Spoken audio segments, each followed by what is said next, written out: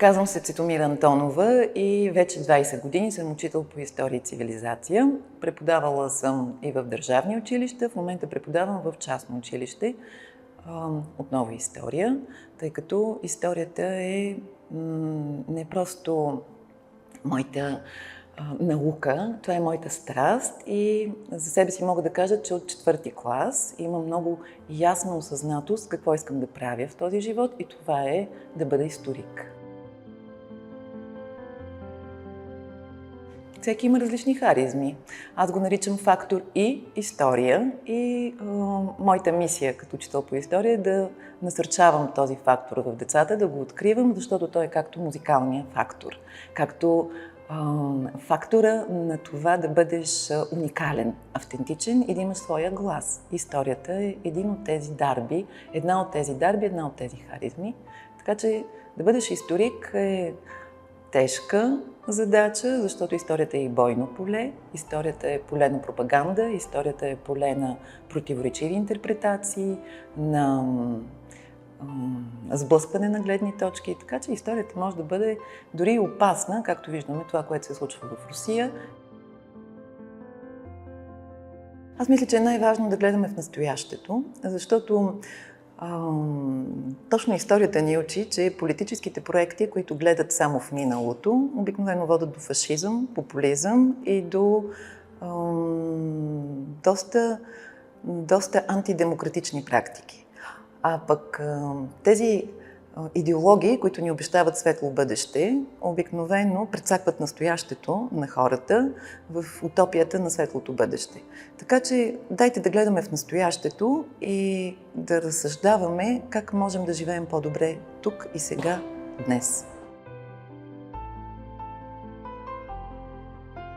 Абсурдно, нелепо е да си говорим за демокрация и в същото време учителя да бъде единствения източник на гледна точка и единствения, който знае истината и единствения, който налага правилната гледна точка. И точно това е спецификата в демократичното общество, че тук става дума за един много крехък баланс. Баланс, в който търсим консенсуса на различните гледни точки. И това е най-специфичното, че няма такава... Има няколко абсолютни ценности, около които обаче ние трябва да се договорим и да ги съгласуваме като обща ценност, около която да работим. Ако нямаме консенсус около тези общи ценности, то тогава настъпва разпад или тогава си отваряме пътя към диктатура. И затова в моите часове учениците ми знаят, че каквито и уроци да имаме, ние винаги стъпваме върху няколко основни ценности и това е на първо място ценността на човешкия живот. Без това да бъде в нашия фокус ценността на човешкия живот, ценността на човешките права, ценността на ролята на всяка една личност, а не просто масата, класата или вожда, са в нашия обектив. И когато имаме все пак някаква споделена ценност, тя ни помага вече да изследваме справедливо или несправедливо едно общество. Съответно да търсим лъжата и да отличаваме лъжата от истината. Но ако налагаме еднозначно и авторитарно само една гледна точка, то тогава 100% лъжата ще доминира. Училището, за да бъде част от една демократична структура на обществото и ако негова ценност е учениците да излизат с гражданско съзнание, то това нещо трябва да започне още в първи клас. От първи до 12 клас децата трябва постепенно да се подготвят за това какви са техните права, какви са техните отговорности, какви са техните възможности за влияние върху властта, как те да бъдат самите овластени, да участват във властта и за това, че властта зависи от техния глас. Аз не преподавам гражданско образование, аз преподавам история, но в моите часове нещото, на което акцентирам, това е гласа. Всеки един ученик има своя автентичен глас. Никой не може да повтори както неговия пръстов отпечатък, така неговия отпечатък в живота. Всеки е автентичен и уникален. Той има своя глас. И затова този глас има значение. Този глас не трябва да бъде заравян в земята, не трябва да бъде потискан. И когато имаме една демократична група още в класната стая, децата се научават да чуват гласовете на своите съученици и чувайки гласовете на своите съученици, да обогатяват собствения си глас, да обогатяват собствените си представи по различните казуси, които разглеждаме. Така че автентичността на гласа и силата на гласа са нещо много важно, което за мен е ценност, която след това прераства и в важността на гласуването.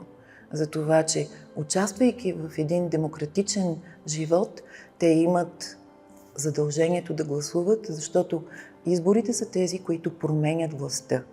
Изборите и техния глас са тези, които могат да сменят управляващите.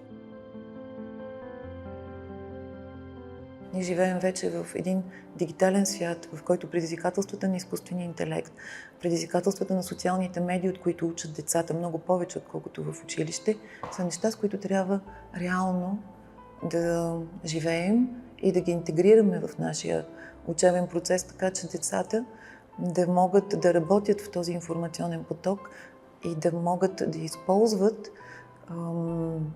инструменти, с които да изграждат своите умения, личностни качества, за да могат да развиват не просто критично мислене, да могат да решават проблеми, да излизат от заплетени ситуации. Защото реалността е, че ние не им оставяме нищо добро.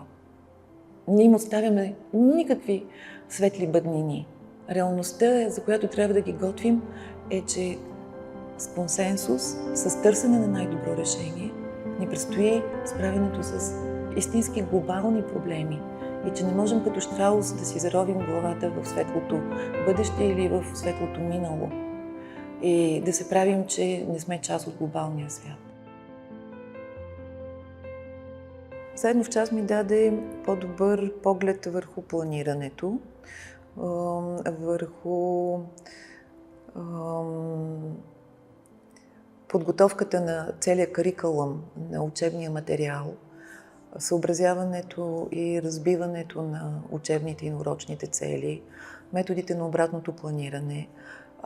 Даде ми достъп до една друга перспектива към образованието и най-вече ми даде ми методология, което за мен е много важно, и модел, така че да мога след това, продължавайки в частното училище, в което работя, където интегрираме две учебни програми. Едната е на българската образователна система на МОН, другата е International Baccalaureate. Така че благодарна съм на Заедно в час и за това, че ме срещна с най-ангажираните, активни и променящи среда млади хора. За мен демокрацията е най-гъвкавия и приспособим спрямо съвременните предизвикателства политически модел, който дава ценност на различните участници и дава ценност на хората, така че техните интереси да бъдат защитени. И в демокрацията най-трудното, и това е част от нейната крехкост, е намирането на консенсус и намирането на мъдри и правилни решения. Демокрацията е базисно стъпила върху ценността на свободата. И за мен това, което е най-важното и това, за което все пак смятам, че живея в най-добрите възможни времена, е възможността да говоря свободно, да разсъждавам, да споделям и да коригирам гледната си точка, ако човека срещу мен или опонента срещу мен има по-добри доказателства и по-добри аргументи от тези, с които аз разполагам. Така че демокрацията е нещо, което е много динамично, много гъвкаво и като политически модел понякога непредвидимо. Много са грубокопачите на демокрацията, но виждаме, че дори и COVID не можа да я събори. там, където имаме ефективна и реално действаща демокрация, обществата намират начин да преодоляват крайностите си, за да намират един здравомислещ път за решаване на проблемите. Най-голямата лъжа е, че българите не са годни за демокрация. Във времето, когато в Русия освобождават крепостните селяни, българите в техните общини по демократичен път събират средства, за да изграждат своите училища и своите църкви. Така че, когато идва освобождението, то идва, защото има образовани българи.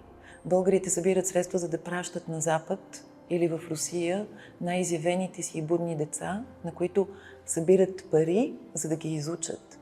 Демокрацията е нещо, което в българския контекст е реалност. Още след освобождението и преди освобождението, но вече след освобождението е узаконена с основния ни закон, с Търновската конституция. И нека не забравяме, че в българското общество тези проблеми, които имат примерно по това време, края на 19 век, западните държави, или пък в Русия дори ги нямат, защото там думата конституция е мръсна дума и за нея се праща в Сибир. А в България Търновската конституция дава широки избирателни права на всички български граждани. Всички български граждани, независимо от техния етнос. Всички български граждани, особеност на времето е, че жените са изключени от тези граждански права, нещо за което българските жени се борят още от края на 90-те и до 30-те години на 20 век се борят, за да получат пълни граждански права. Но в българското общество, заради особеностите на неговите 500 години живот под османска власт, е лишено от тази съсловна или тази наследена от феодализма бариера или бездна между аристокрацията, буржуазията и селяните. В българското общество селяните стават граждани. Социалният лифт е много по-динамичен и образованието е било този път, този социален асансьор, с който децата от село стават лекари, учители, адвокати, депутати. Така че демокрацията е част от нашия начин на мислене и начин на живот. Въпросът е в това да бъдем добре исторически подготвени, да четем историята, да четем и да не се подаваме на пропагандата и да не носталгираме по неща, които... Носталгията си е част от човешкия живот, но да не падаме в плен на носталгията, която ни всъщност прави слепи за истината.